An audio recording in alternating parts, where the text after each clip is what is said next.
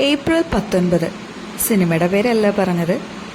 April 19, 2025, അതായത് ദുഃഖവെള്ളിയാഴ്ച കഴിഞ്ഞിട്ടുള്ള തൊട്ടടുത്ത ദിവസം കോടൈക്കനാലിലെ ഒരു നട്ടുച്ച നേരമാണ് ഈ കണ്ടുകൊണ്ടിരിക്കുന്നത്.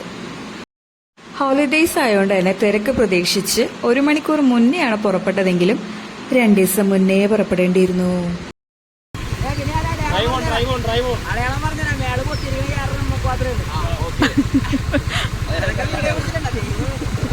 ഈ ബസ് കൺട്രോൾ ഉണ്ടെങ്കിലും വലിയ ചേഞ്ചൊന്നും ഇല്ല.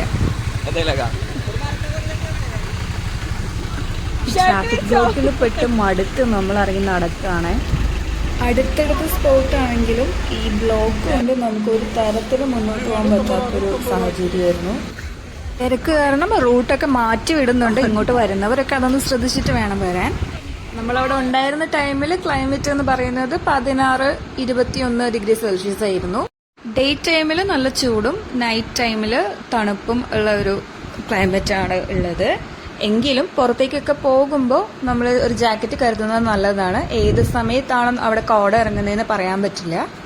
നമുക്ക് കോടൈക്കനാൽ വന്നതിന്റെ ഓർമ്മയ്ക്കൊക്കെ ആയിട്ട് എന്തെങ്കിലും വാങ്ങിക്കുന്ന ഒരു സ്വഭാവമൊക്കെ ഉള്ളവരാണെന്നുണ്ടെങ്കിൽ സൂയിസൈഡ് പോയിന്റിനും പില്ലർ റോക്കിനും ഇടയ്ക്ക് ഒത്തിരി ഷോപ്പുണ്ട്. പില്ലർ റോക്ക് വിസിറ്റ് ചെയ്യണമെന്നുണ്ടെങ്കിൽ നമ്മൾ ടിക്കറ്റ് എടുക്കണം. നമ്മളിവിടെ നോക്കി നിൽക്കുന്ന ടൈം കൊണ്ട് ഇവിടെ കോട വന്ന് മൂടി പോയായിരുന്നു.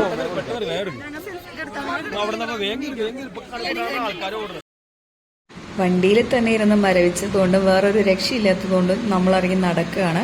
നടന്നു പോകുന്നവർക്കൊക്കെ 5,000 റുപ്പീസ് ഫൈൻ ഉണ്ടെന്ന് ആരൊക്കെയോ എവിടേക്കോ ഇരുന്ന് വിളിച്ച് പറയുന്നുണ്ടായിരുന്നു. നമ്മളതൊന്നും ശ്രദ്ധിക്കാൻ നിന്നില്ല. വണ്ടി ഒരു വഴിക്കും നമ്മളൊരു വഴിക്കുമാണ് പോയിക്കൊണ്ടിരുന്നത്. ഒരു തരി റേഞ്ച് ഇല്ലാത്തതുകൊണ്ട് അങ്ങോട്ടും ഇങ്ങോട്ടും ഉള്ള കോൺടാക്റ്റിന് ഒരു വഴി ഉണ്ടായിരുന്നില്ല. പിന്നെ ഒരു റോഡ് ക്രോസ് ചെയ്ത് നമ്മളൊരു ഷോർട്ട് കട്ട് വഴി ഗുണ കേവിലേക്ക് പോകാമെന്ന് ഡ്രൈവർ ബ്രോ പറഞ്ഞിരുന്നു.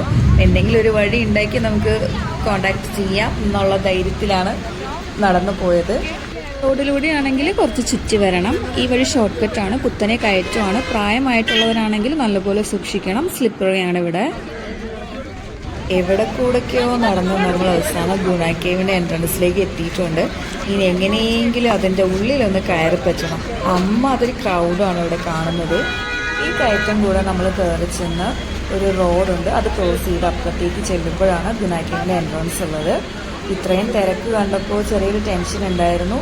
നമുക്ക് അതിൻ്റെ ഉള്ളിലേക്ക് കയറി പറ്റാൻ പറ്റുമെന്ന്. അത്രയും സമയം ലേറ്റ് ആയിരുന്നു. ഇവിടെ ആണെങ്കിൽ 5 മണി വരെ നമുക്ക് വിസിറ്റിംഗ് അലൗഡ് ആയിട്ടുള്ളൂ.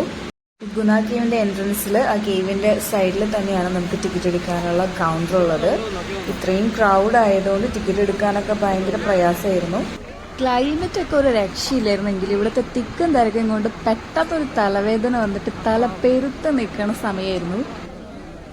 അങ്ങനെ ഒരു കണക്കിന് ടിക്കറ്റ് എടുത്ത് നമ്മളെല്ലാവരും അകത്ത് കയറി. ഈ ജാലിയൻ വാലാബാഗ് യാത്രയും കഴിഞ്ഞ് ഇതിന്റെ ഉള്ളിലേക്കൊന്ന് കഷ്ടപ്പെട്ട് എത്തിപ്പെട്ടപ്പോൾ ബാഹുബലിയിലെ കാലകേന്റെ ഇൻട്രൊഡക്ഷൻ പോലെയായിരുന്നു. നിങ്ങളൊന്ന് കേട്ട് നോക്ക്.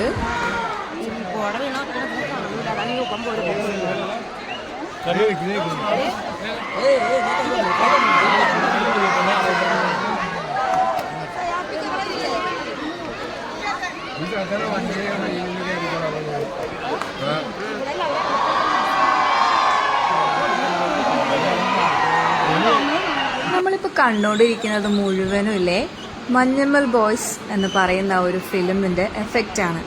അതായത് മഞ്ഞമ്മൽ എഫക്റ്റ് എന്ന് വേണമെങ്കിൽ പറയാം.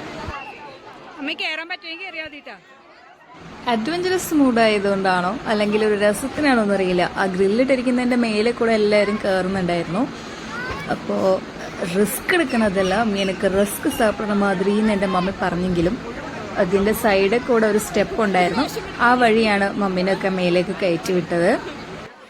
ഈ ചുറ്റും കൂടി നിൽക്കുന്ന മനുഷ്യന്മാരെ മലയാളത്തിലും തമിഴിലും തെലുങ്കിലും കന്നഡയിലും ഹിന്ദിയിലൊക്കെ എന്തൊക്കെയോ കലബല സംസാരിക്കുന്നുണ്ടെങ്കിലും എൻ്റെ മനസ്സ് മുഴുവനും നമ്മുടെ സുഭാഷയായിരുന്നു കേട്ടോ.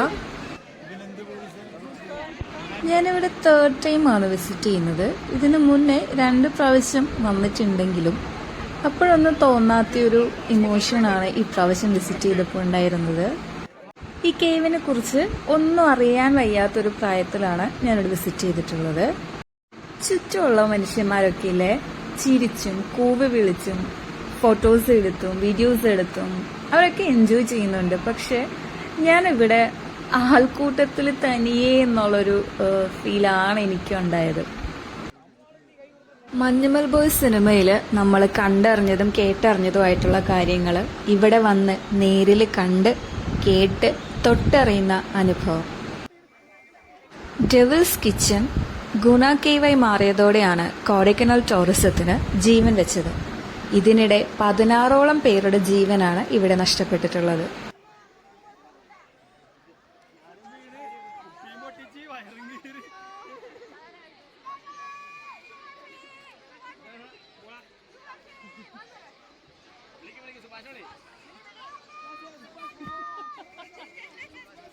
സത്യം പറഞ്ഞ ചുറ്റും കാണുന്ന തമാശകളിലും ചുറ്റുവരെയുന്ന ഈ കോടമഞ്ഞിലും എന്റെ മനസ്സ് ഒട്ടും തണുത്തിട്ടുണ്ടായിരുന്നില്ല.